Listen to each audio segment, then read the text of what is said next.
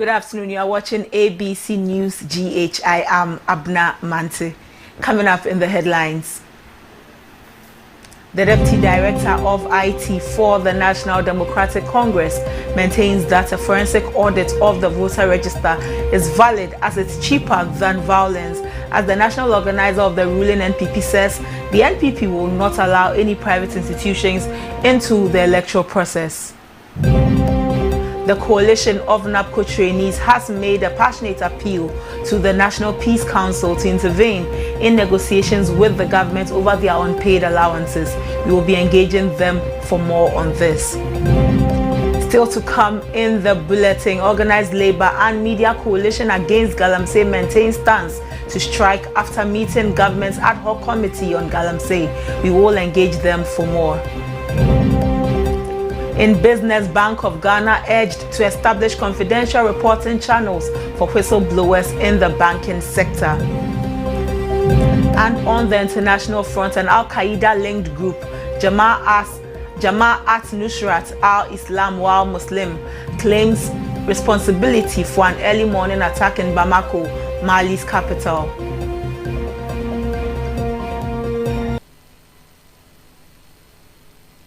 We are live on YouTube, ABC News GH. Do connect with us there and watch us. We'll bring you the details shortly.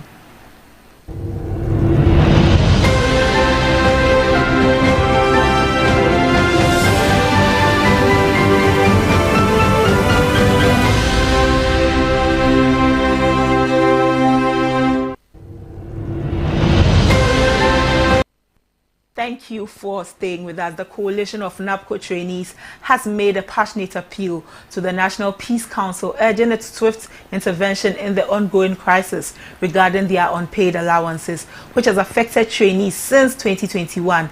Representing thousands of frustrated and disheartened individuals, the coalition has expressed deep concern over the prolonged delays and has issued a stern warning. They have announced plans for a large-scale demonstration at the forecourt of the Jubilee House, set to take place a week before the upcoming elections, should their grievances remain unaddressed.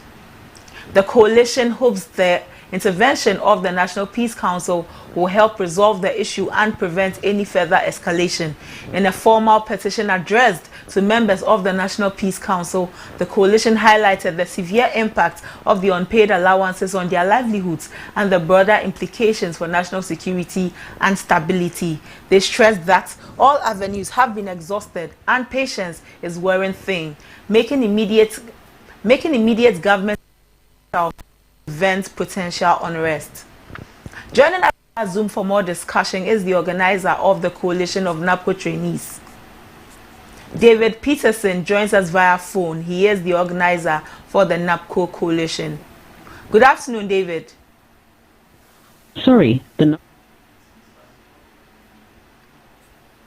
Good afternoon, David.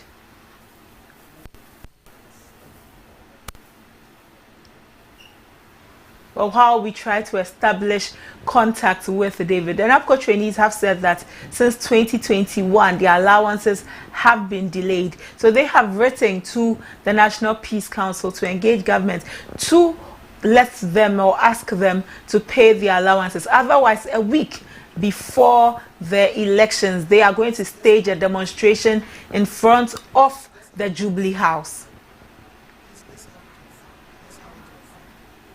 Good afternoon, David.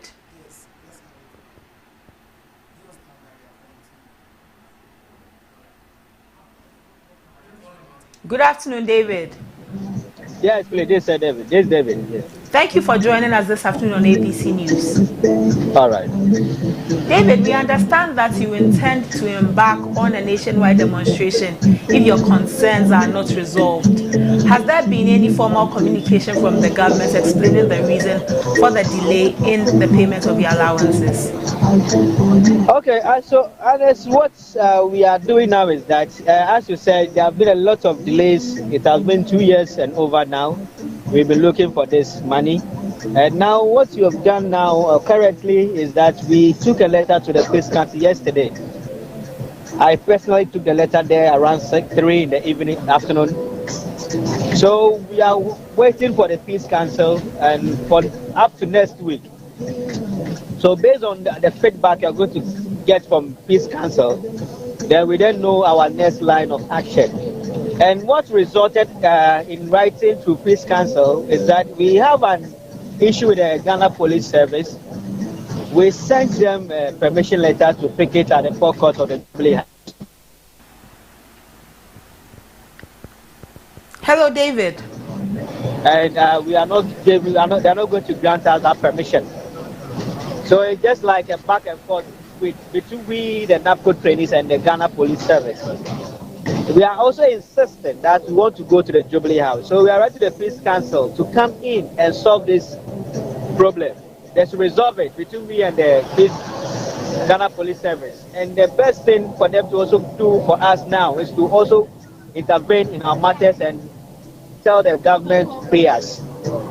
If after the 1 week we don't hear anything from the Peace Council, we are going to organize a press conference. Immediately after the press conference, we are going to have a picketing at the forecourt of the Jubilee House. Okay. David, your picketing, we understand, will be a week. You intend it to be a week before the elections. Why that period? Not a week before the election. We still have up to December rather. We know that we've waited up to now.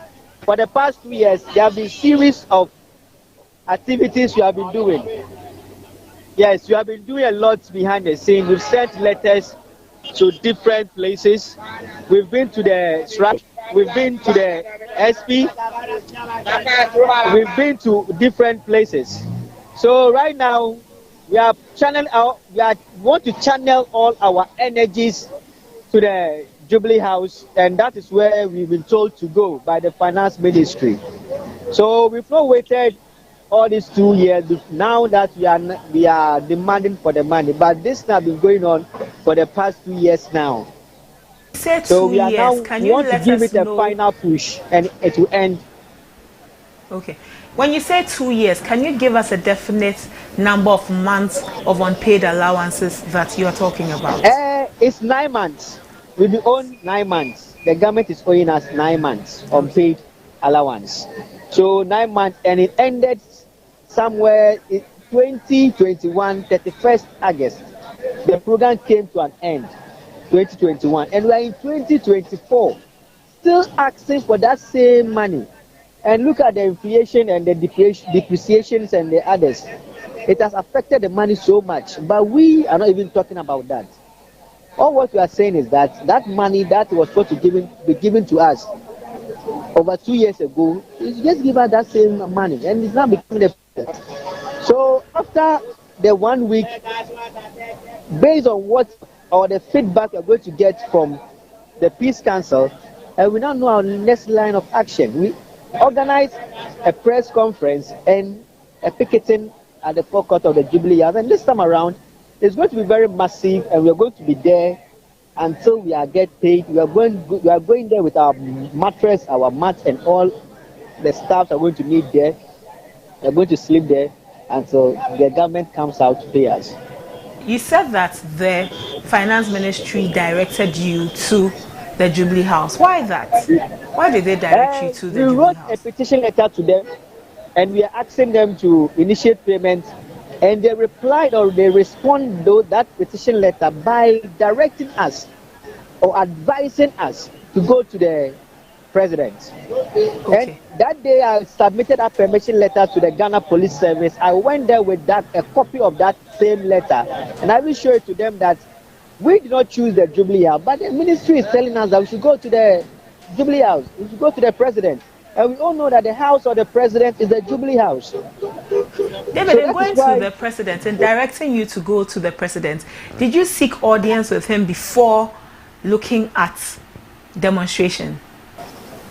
We've been to the president not once. We've been there several occasions. But when we go there, they also direct us to go to the finance ministry. So it's just like a back and forth issue. Okay. Also now we've come to the conclusion that so far as NAPCO is not under any ministry, NAPCO is not under any authority. NAPCO is directly under the president, and only the president have that power. And only the president that we can direct our problems to. So now we are going there to make sure that whatever our allowance that has been in arrest for all these years, he pays that money to us before we leave there.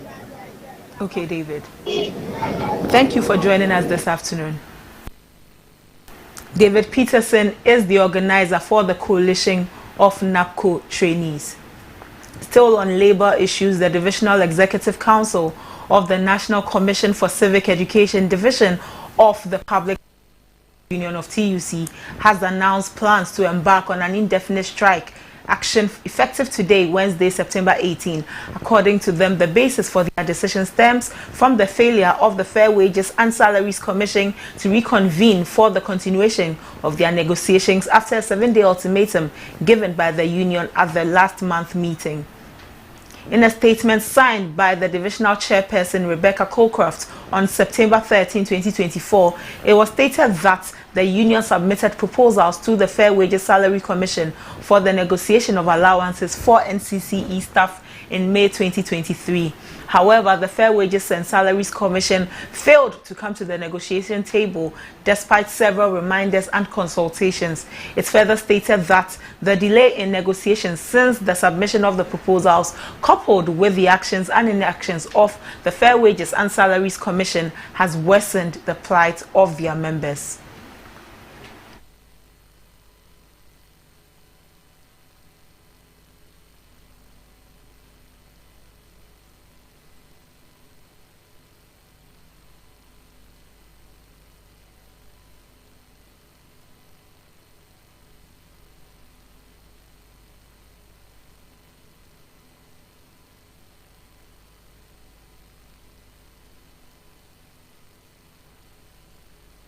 The Fair Wages and Salaries Commission has urged the Divisional Executive Council of the National Commission for Civic Education Division of the Public Service Workers Union of the Trades Union Congress to reconsider its decision to embark on strike action on Wednesday, September 18, 2024.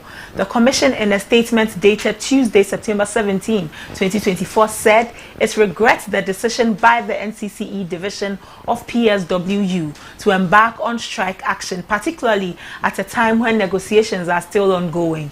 The Commission explained that it has been engaging with the NCCE Division of PSWU in good faith as part of the negotiation process to conclude the negotiation on the conditions of service for NCCE staff.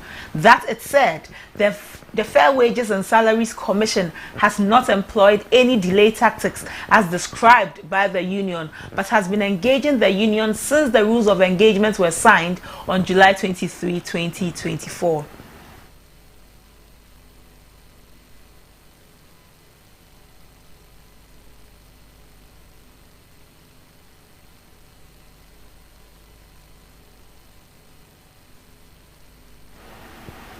On elections, Deputy Director of IT for the National Democratic Congress, Yaira Koku, says the cost of a forensic audit is cheaper than violence, stressing the need for an audit of the voter register to avert any violence in the 2024 general elections. Yaira further debunked claims that the National Democratic Congress is holding the electoral process to ransom with their demands. The NDC held a nationwide protest against the Electoral Commission yesterday, September 17, to demand that the electoral body audit the provisional voters register for the December 2024 elections. However, concerns have risen over some of the demands made by the party. Responding to the concerns, the Deputy Director of IT says conducting the forensic audit will rather guarantee a violence-free election.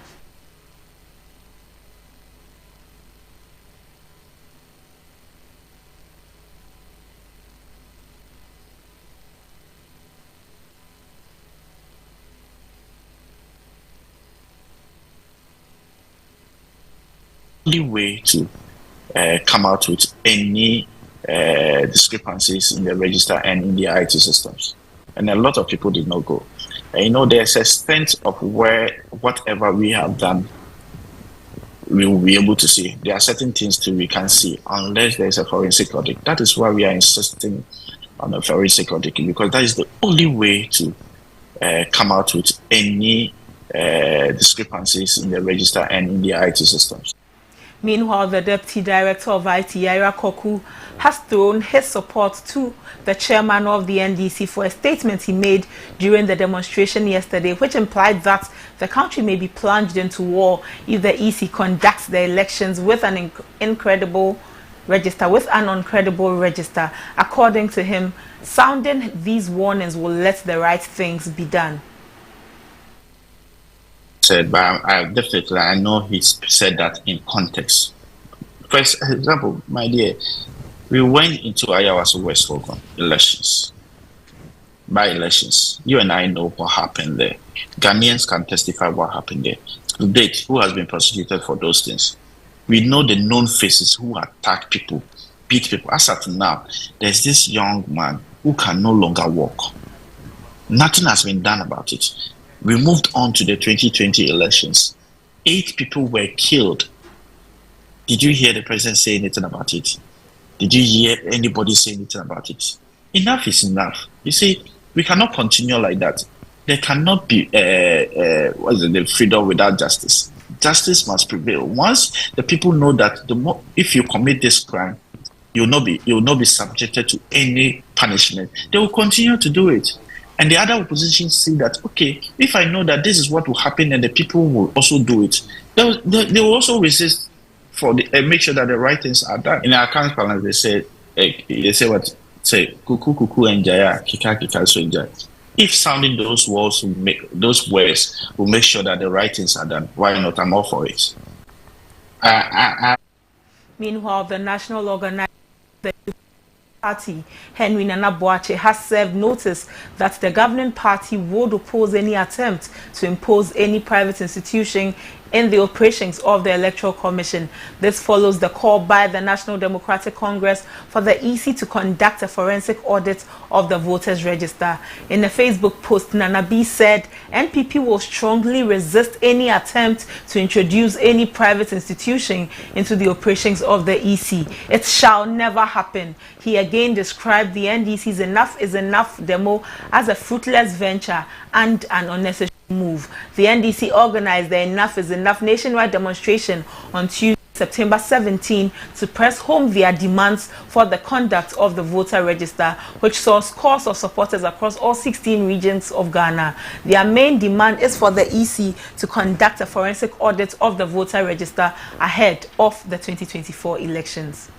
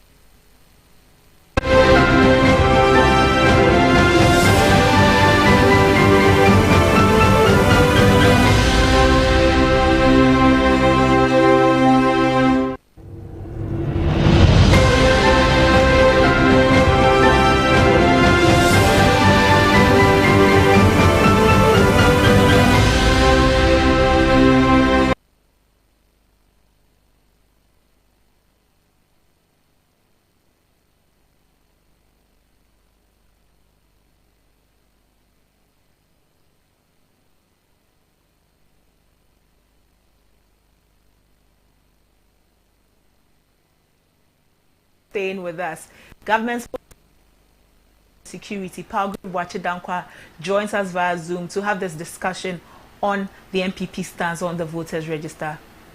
Good afternoon, sir. Good afternoon, and a very good afternoon to your viewers. Thank you, sir. Thank you for joining us this afternoon. Thank you for the opportunity. Is the position of the government and by extension the NPP not to allow any private body audit the register? Is it the position of the government? You are very much aware that the Electoral Commission deals with political parties and not governments. And so the position of government is a neutral observer, as any government must be, especially in the transitional government that President Nana Dankwa Akufo-Addo brings his constitutional mandate to an end on the 7th of January 2025, hands over power to another government. And so the position of government is observatory, but the position of the political party which is involved in the 2024 general election, which is the New Patriotic Party, is very clear that the NDC is just spewing lies, falsehood, and beating war drums. I'm surprised to have seen that yesterday the chairman of the NDC, General Mosquito, sought to beat war drums and stating that war is more expensive than it is to look into a forensic audit into the voters' registration. I recall the Electoral Commission exhibiting the voters' registration, asking people to go and register during the limited registration. The political party had agents there, various political parties had agents there. I recall that one of the purposes for which reason voters' registration are always opened up for political parties to look into is to see to it that whatever infractions that there are can be resolved. And I'm very confident from a political party angle that the Electoral Commission is going to deliver a very fair, transparent election for this year. And even from a government angle, I have a lot of confidence in the Electoral Commission to see to it that they are going to uphold the highest level of integrity as they have had in this Fourth Republic. He says they do not trust the EC. They do not trust the EC to also hold a credible election. You're saying that the NPP is very much comfortable and confident in the EC. Is that something the NPP knows that the NDC does not know? There is nothing that we know. All we know is that we are campaigning very hard. All we know is that our flag bearer is on the ground, our running mate is on the ground, campaigning from constituency to constituency. The NDC hasn't got the energy that we have. They have no policies. They have no ulterior policies that they want to bring into this country. All they want to do is to cause rows and mayhem. What we are aware as well is that we are training our polling agents to ensure that people who come to exercise their democratic rights and franchise are voting correctly. That is what we know. The NDC is not training anybody. And so when we win the election, they'll wonder how we won the election. But we'll win the election on the mandate of the Ghanaian people. The Ghanaian people are going to make a decisive decision, and we're going to win the election massively. And I'm very certain that the next time we're having an interview about this election on the 9th of December, you will be congratulating the New Patriotic Party, congratulating the entire Ghanaian people for voting none other than Alhaji Dr. Mahmoud Bawumia as the president-elect for the Republic of Ghana. Yes. You are very confident that the NPP will win the elections this year? Absolutely. I'm very confident that the NPP will win the election. NDC has been in opposition for the past 8 years. We haven't seen anything that they have been able to counter what the government is doing. And I'm in no doubt in my mind that with the policies that Alhaji Dr. Mahmoud Bawumia is putting forth, building on the existing foundations of Nana Dankwa Akufo-Addo, the Ghanaian people are seeing very well that if you allow the New Patriotic Party to stay in office longer, many more people will have their lives and livelihood in a better position than they would have had in the NDC government. Before you go, we want to talk about DRIP just before you go. The distribution of the equipment in this DRIP program has been characterized by some violence between the NPP and the NDC. What is the committee on DRIP going to do to ensure that this violence is eradicated? Because we are entering into the election season. If these violence continue to persist, it may translate into the election. So what is the committee doing on it? I'm pretty surprised that DRIP should be able to cause some violence. I mean, it's one of the biggest projects of President Nana Dankwa Akufo-Addo in terms of road infrastructure and road network. And I mean, clearly, the NDC is very threatened by a lot of the policies that President Nana Dankwa Akufo-Addo has put in place and is yielding the fruits and the successes. Look at the thousands of machines. Look at the thousands of machines that we have deployed to the various regions and the various districts to aid in making sure that their road network is good. I'm surprised that it's causing a lot of mayhem as it's supposed to bring development. Well, as much as possible, we know that this is a government policy. As much as possible, we know that it's going to impact the people in the local assemblies. As much as possible, we know that it's going to create a lot more jobs. As much as possible, we know that it's going to bring in a lot of revenue. And that's going to be a major focus. We're not going to be focusing on what the NDC is trying to do to distract the very good policies of President Nana Dankwa Akufo-Addo. The NDC says that the equipment were bought with taxpayers' money, of which they are a part. So why should the NPP be branding drip equipment with NPP posters? So this is why they're uncomfortable with your branding of the equipment with posters. Let me tell you something. Anytime that the government of President Nana Danko Akufo-Addo does a major project and they are commissioning, have you realized that there's always a plan that says that this project is commissioned by the President of the Republic of Ghana, and then the name of the President, which will be Nana Danko Akufo-Addo? I'm sure you're aware of that. And so in same manner, very clearly, this project that is being done by President Nana Danko Akufo-Addo is a project by President Nana Danko Akufo-Addo for the Ghanaian people. And very clearly, yes, it's the taxpayers' money. Every single project that is a J-to-J project that is sponsored by the government of Ghana is the taxpayers' money, which is used in the implementation of those projects. And so, for me, we commend President Nana Danko Akufo-Addo. We commend the Ghanaian people that their taxes are being used for them. As well, governments didn't use the taxes of the Ghanaian people to be able to meet the needs of the Ghanaian people. This is a government that is very accountable and a government that is meeting the needs of the Ghanaian people and using the taxes of the Ghanaian people to work for them. It's important that we let the Ghanaian people know that these are your taxes that is being worked for you. And clearly, yes, it's the New Patriotic Party whose government is in power. I don't want to even belittle the statements that the work that is being done at the local assemblies in their parliamentary candidates. Yes, I mean, the various parliamentary candidates can be able to say that, yes, I mean, this is coming in their tenure. Then we do not have the parliamentary candidates for the Parliament House, all 276 people being NPP persons. There are some minority who are in NDC. So when the drip comes to their constituency and their commissioning, if they want to brand it, they can brand it and go ahead with it. This is a last-minute chance for the NPP to get to some of the Ghanaians who are not going to vote or even not going to vote for the NPP. That is why, at the moment, you are so keen on the drip. What do you say about that? I disagree with any of those at all. President Nana Danko Akufo-Addo has been working. He's going to continue working. He's going to even commission his last project on the 6th of January 2025. And so there's no way that we are using this project, drip project, to amass any votes or any campaigning tools at all. We are very clear in our mind that the Ghanaian people have given us a 4-year tenure. He renewed our mandate for the final 10, and which is what we're doing. And so our work is ongoing till we hand over office to Alhaji Dr. Mahmoud Bawumia on the 7th of January 2025. And every single project that we're doing now will be commissioned by the President Nana Danko Akufo-Addo and the ruling government of the New Patriotic Party. Okay.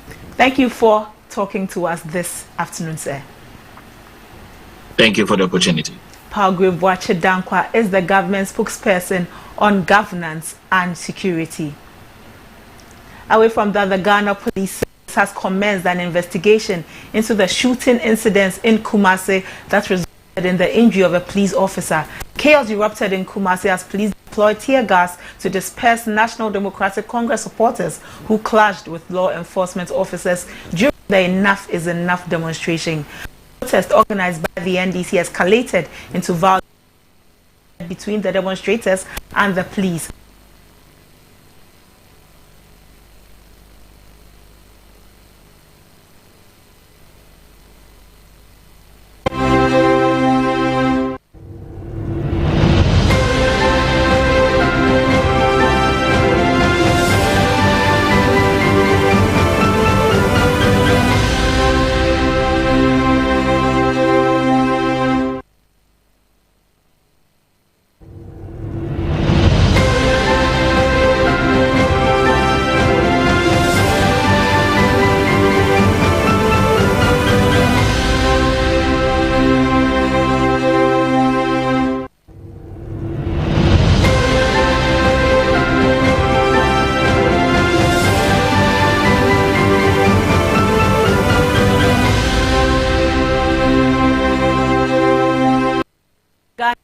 Service has commenced an investigation into the shooting in Kumasi that resulted in the injury of a police officer. Chaos erupted in Kumasi as police deployed tear gas to disperse National Democratic Congress supporters who clashed with law enforcement officers during the Enough is Enough demonstration. The protest, organized by the NDC, escalated into violence when tensions flared between the demonstrators and the police. While the exact cause of the confrontation remains unclear, one protester sustained injuries and was rushed to the hospital for treatment.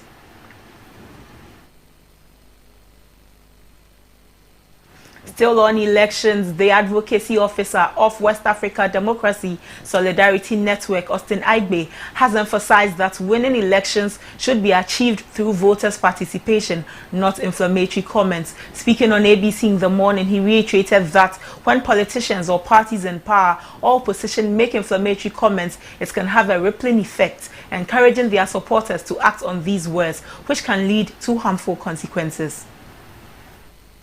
If an MP person is making that comment, the people of that party will usually support the comment, and they are likely going to implement certain of those commentaries. When is the opposite side is MPC, the people, the voters, the party members are going to likely implement those commentaries. What it means is that we will win this election at all costs. The people of the party, the members of the party, are going to have that psyche that by all means possible we should win this election, even if it means doing the impossible. But that's not the way to win election. The way to win election is for the voters to turn out en masse and vote your party. Meanwhile, the advocacy officer of West Africa Democracy Solidarity Network, Austin Aigbe, has highlighted the crucial role of civil societies and the media in holding politicians accountable. He's urging civil societies and the media to take action now rather than just in the days leading up to the elections. Ghana is at the top of, when you talk about democratic consolidation in the region, Ghana must not slide down. And I want to charge the civil society and the media to hold politicians accountable. It is a role of society at this time to call politicians to the table and begin to work towards what you may classify as a peace accord. A peace accord is very needful at this time, not just a few days or few weeks before the election. At this time, September, October, let there be consistent, maybe a fragmented peace accord with the party chair, peace accord with the candidate, peace accord with the youth leaders, peace accord with the women leaders, and have all of those demography enter an accord. I know Nigeria has one. It's moral, but it's not legally blinding, but it has a way of sending moral obligation to the people. We stand in solidarity with the people of Ghana, and we are very confident that Ghana will go to poll and come out stronger, but the politicians must be warned or must be cautioned against the right words. Away from elections, the ad hoc ministerial committee set up by the president to address illegal mining in the country has assured members of the public that a lasting solution will be found to tackle the challenge head-on. This follows Tuesday, which the Minister of Information, Fatima Abubakar, described as successful and encouraging. The almost 3-hour meeting was attended by the Minister of National Security, Albert Kandapa, who leads the committee, Lands and Natural Resources Minister Samuel Abujinapo, Defense Minister Dominic Nitiwo, Employment, Labour Relations and Pensions Minister Ignatius Bafuewa, and the Information Minister. Organized Labour and the Media Coalition, despite this hour in talk, committee have maintained their earlier call on the president to place a ban on illegal mining.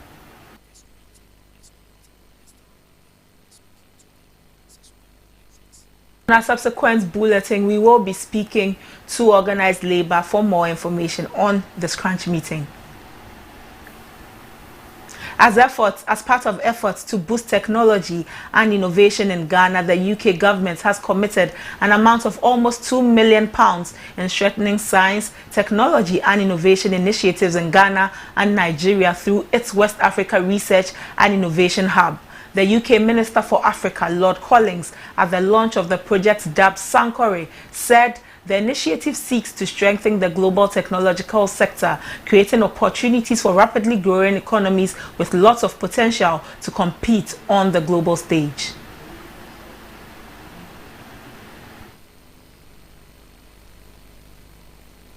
The Chief Executive Officer of COFA, Eric Nyad, said the Sankore grant will facilitate improve innovation policy and enhance government's digital service delivery. From that, let's look at some stories in chieftaincy. The Asante Hene Otumfuo Tutu II has festooned the Ojesochire Krom Dikro Openyinko Ekuchili at the Menchia Palace after he was found guilty of desecrating the Great Oath. The chief was summoned before during the of the Asante Hene Council on Tuesday, September 17, 2024. After the charge was read to him, Openyinko Ekuchire's sandals were removed, signifying that his powers had been stripped and he ceased to be the chief of Ojesochire Krom. Openyinko Ekuchire's bestowment comes 2 weeks after the overlord of the Ashanti Kingdom, Otumfuo Tutu II, also bestowed Rempenhene Nana Opia Mensah.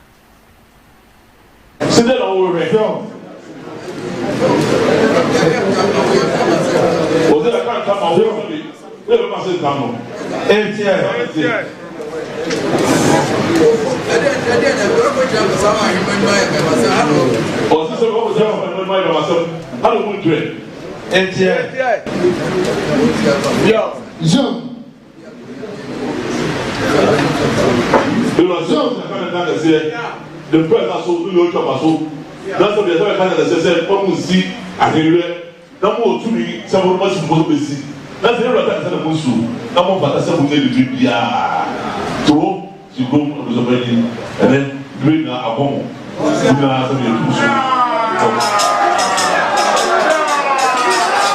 what's that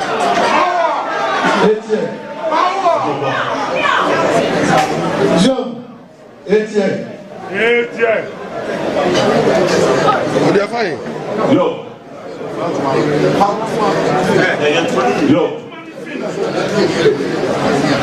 So that is here. What can I say? I hear a bush and yesterday. I just want. And then another one. The more pay. Fine. I'm from Rap. They will be doing that. That's what I want. That's what I'm saying. Or we don't cut that in my floor. Yo. What was your home? Some of them. Some of them. About this one. I don't want to. Yo.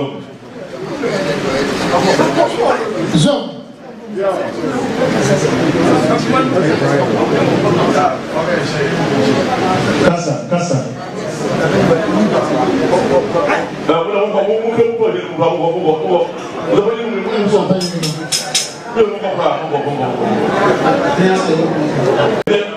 The Director General of the National Road Safety Authority has issued a stern warning against the reckless behavior often associated with political campaigns, vowing that such actions will not compromise the country's road safety efforts. It's a matter of stopping the speeding, the excessive speeding. It's unnecessary. We met some Namibian delegation, about 20 of them, at SIGA conference this weekend at Rock City. And their delegation, the leader came, stood on the platform with the president, all the director generals in Ghana were there. She said something to start her submission. Said, Your Excellency, and all that, we thank you so much. We are from Namibia, we are happy to be in Ghana. We have come from Accra to Bryson for this program. But we thank God, and she did this. We are here. The driving in Ghana, we thought we would not be here safe. Just Accra to Bryson, they are complaining. They are entered to massive. Tamale and the rest. I don't know if they did the sign of cross for Accra to go. That of Kumasi, I don't know the sign they do. Crazy! Go and use the highway and see. Now it's becoming worse. People don't fear. They're just doing anything, anyhow. He will take your lane. If you think you are strong and he will not know it for you to come, you face it. And what is this? Where are all these things coming from? And we want to talk about safety. Back to an earlier story, as part of has committed an amount of almost £2 million in strengthening its West Africa Research and Innovation Hub. Minister for Africa, Lord Collins, at the launch of the project dubbed Sankore, said the initiative seeks to strengthen the global technology sector, creating opportunities for rapidly growing economies with lots of potential to compete on the world stage. £0.9 million program, which is dubbed the Sankore Fund, would facilitate the commercialization of innovative solutions, improve innovative policies, and enhance digital service delivery in the beneficiary countries. The initiative, which is named after a medieval center of learning in West Africa, Sankore, would also promote collaborative work between universities, research centers, and the private sector, including turning new ideas into useful products for industry. The UK Minister for Africa, Lord Collins, announced this at a press conference in Accra. The UK and Ghana are close partners, especially in our mission to make the most of the opportunities for green and inclusive growth. Certainly today, the UK Foreign Secretary will be making a really big announcement on our focus and priority for greening the world and focusing on climate change. And I'm really pleased that these things here. Minister of Transport Kweku Furesiama highlighted government's commitment to the decarbonization of transport and energy sectors as contained in the new National Electric Vehicle Policy and the National Energy Transition Framework. Our youth are very intelligent. What they need to do is to train them. And I'm sure together we can all try to lead to employment creation. We can build the innovation that we need, and also it may also generate the technological transfer that we are looking for. The Chief Executive Officer of KUFA, Eric Nyag, expressed appreciation to the UK government for providing funding for the program. KUFA provides access to clean and affordable energy through swappable batteries. And that's our business model. And for the support that this has shown to the team at KUFA to deliver real impact through providing clean and affordable energy. Up next is business.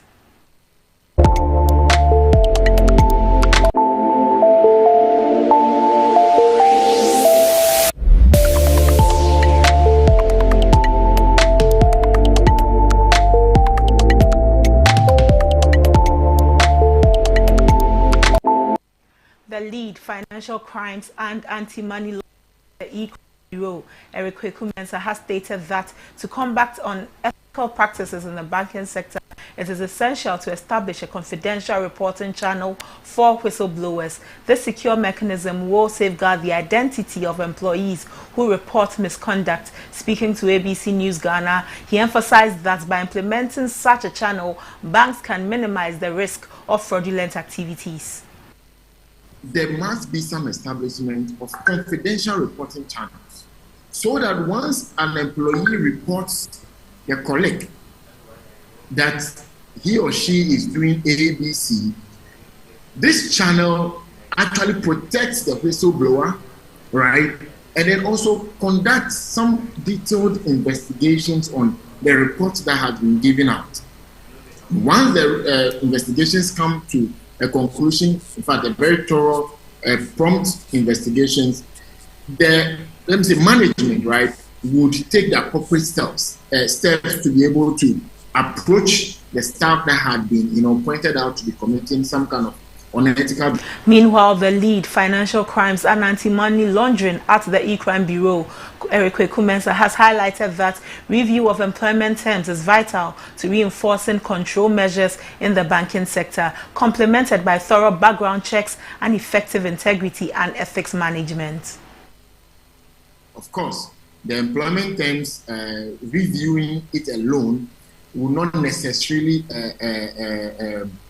bring down the volumes that we are seeing, but also adding up the necessary controls like conducting background checks, having, how do I call it, integrity and ethics management programs in place, making sure the whistleblower policies or the programs are working very well, continuous monitoring of employees when they are employed and they are working within their roles. All these things would add up to mitigating the trend that we are seeing. Just the employment terms alone might not do so much. That is all for business news. Up next is sports.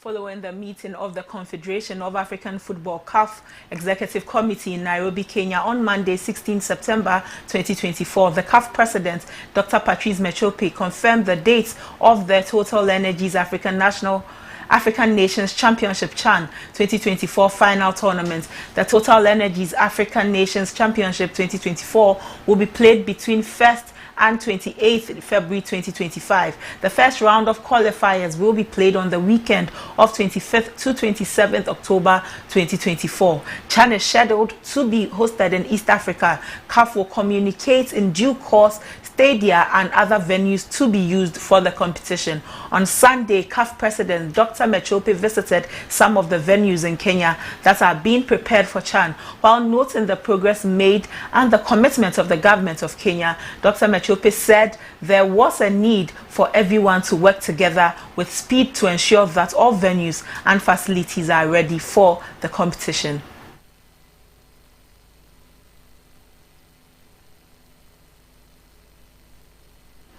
Tickets for the Total Energies CAF Super Cup 2024 final between Al Ahly FC and Zamalek SC in Riyadh, Saudi Arabia have been sold out in less than 24 hours, of tickets going on sale. Scheduled for Friday, 27 September 2024 in Riyadh, Saudi Arabia, the match will see two of Africa's most successful football clubs compete in what promises to be an electrifying clash. The Total Energies CAF Super Cup showcases the champions of the Total Energies CAF Champions League and Total Energies CAF Confederation Cup, making it a must-watch event for football fans across the world. The Kingdom Arena in Riyadh, Saudi Arabia will host the Total Energies CAF Super Cup 2024 final. This year's fixture is further enhanced by the launch of CAF's new visual identity for the Super Cup, symbolizing the competition's ongoing evolution and rising prestige.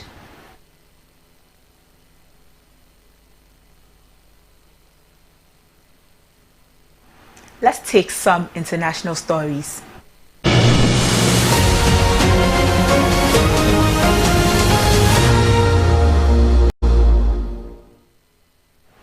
Four Ghanaian students identified as Otis Opoku, Evans Opon, Cyril Stan Nomobon Sowanai, and Henry Dabo have been charged with forgery and theft of services at Lye University in Pennsylvania. The students allegedly submitted falsified high school transcripts to the university's admissions office, inflating their grades to secure their places at the prestigious private research institution. As a result, they received more than $500,000 in financial aid. The forgery and theft of services charges were filed earlier this month, and the students are currently being held in Northampton County Jail. Lay University has since rescinded the students' admission, citing the felony of fraud, which impacts the integrity of the admissions process and the university's ability to create opportunities for qualified students.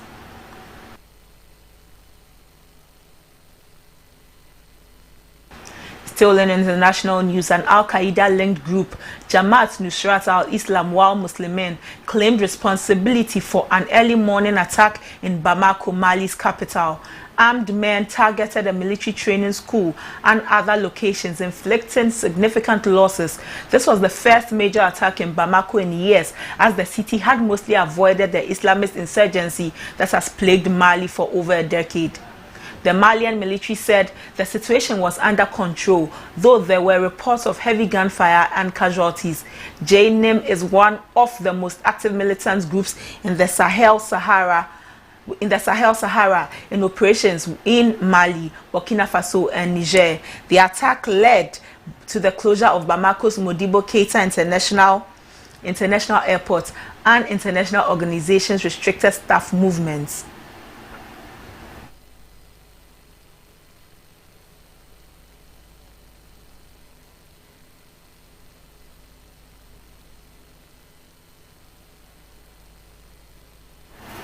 Before we take entertainment, the Director General of the National Road Safety Authority, Engineer David Safwa Dante, in a media engagement to increase advocacy against incessant road crashes during electioneering period, has warned that the authority and other players will not condone any form of recklessness during the election period, be it before, during, and after the elections, and after the declaration of those who will emerge as winners. His comments follow statistics gathered by the authority that road crash incidents go high during the election era. I'm also particularly interested this year because in every election year we have a history. Our statistics point to the fact that when elections are coming and we have politicians running around the country for rallies and campaigns to solicit for votes, these activities impact negatively on our figures. In the past 4 or 5 times that we had elections, we have monitored this seriously and closely and found out that this running round to the various locations across the country populate our streets and our roads with people, with vehicles, and with all kinds of characters that are contrary to the requirements of our law. This time round, we are sitting up. Even though in the past, we engaged politicians at different levels, this time we have scaled up. We have produced a code of ethics for politicians. We have met their leadership. We are currently going down to meet their constituent leaders so that they will comply with certain regulations. And away from that, let's take some entertainment news.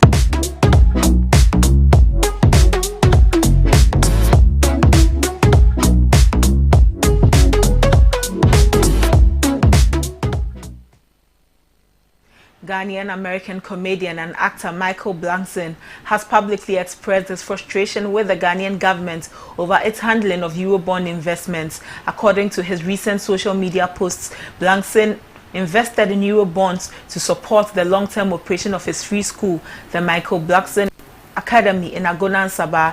However, he claims that the government's debt restructuring efforts have severely affected his investment returns.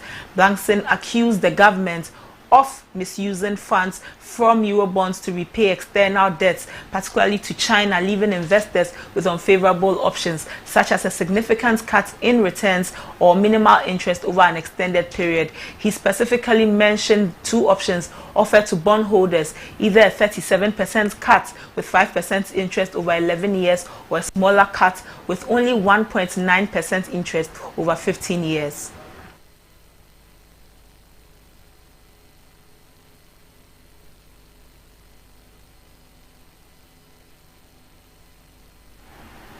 That is all for the news this afternoon. But before we go, a recap of the top stories. The Deputy Director of IT for the National Democratic Congress maintains that a forensic audit of the voter register is valid as it's cheaper than violence. As the national organizer of the ruling NPP says, the NPP will not allow any private institutions into the electoral process. The coalition of NAPCO trainees has made a passionate appeal to the National Peace Council to intervene in negotiations with government over the unpaid allowance.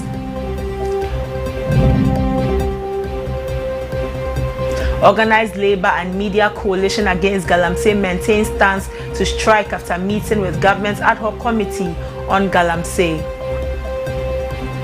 Bank of Ghana urged to establish confidential reporting channels for whistleblowers in the banking sector. An Al-Qaeda-linked group, Jamaat Nusrat al-Islam al-Muslimin, claims responsibility for an early morning attack in Bamako, Mali's capital.